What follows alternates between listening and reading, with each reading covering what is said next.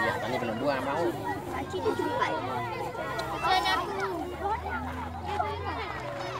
Okey. Tak jumpa tak apa. Okey. Sekejap lagi Hafiz tolong bantu dari sana nak slot ni. Cara masuk duduk. Angkat benda ni. Duduk. Duduk. Duduk mencangkung. Belajar dengan Cikgu Hafiz. Ni saya tarik ni. Mai tarik. Tarik tali. Abang nak tolong. Sebelum pam abang nak tolong. Tinggal pam tu. Tinggal pam tu. Aduh. Okey, dah. Okey, tarik dulu pelan-pelan. Okey, sekarang ni bila dia ni kena okey, cepatkan ya. Masuk. Cepat. Masuk bagi betul dan tolak. Okey. Pastikan dia Masuk kat sini tengok. Lepas tu lepas. Kamu tolakkan bagi rapat. Tolak yang kuning ni. Lock. Lagi kuat. Macam tu. Dan kembalikan ke tempat dia. Letak saja balik ke sini. Okey. Tali ni dulu. Kamu main sini. Kamu ke sana. Main kat sana. Okey. Letak dulu. Jangan pegang sehingga kawan kata sampai dia lepas pam. lagi hang bagi syarat sampai situ cukup. Bagi syarat kat dia. Kita buat kiraan. Okey. Pam sampai 80.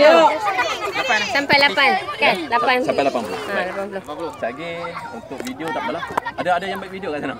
Kena ambil sana korang. Kena ambil dekat tempat tadi memang cantik. Okey? Abang. Pam. 80. Sekarang. Kuat. Ambil pandai. Sama je. Tak apalah ambil tangan tu pun boleh lah. 80 bang. Allahu Akbar. Baru 40. Lagi.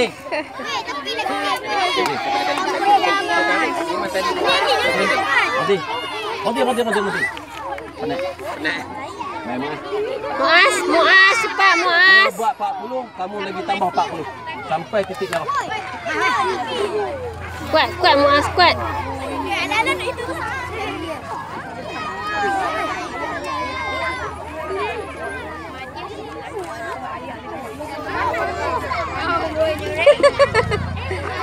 Sampai dah. Hop. Lagi. Okey. Lagi. Ui, teruknya. Cepat. Baru tahu nak kata teruk noh. Nak mainnya pesan. Buat tak habis ke? Alright. Oi, nak tumbang. Okey, penat. Baru 40. Pegang.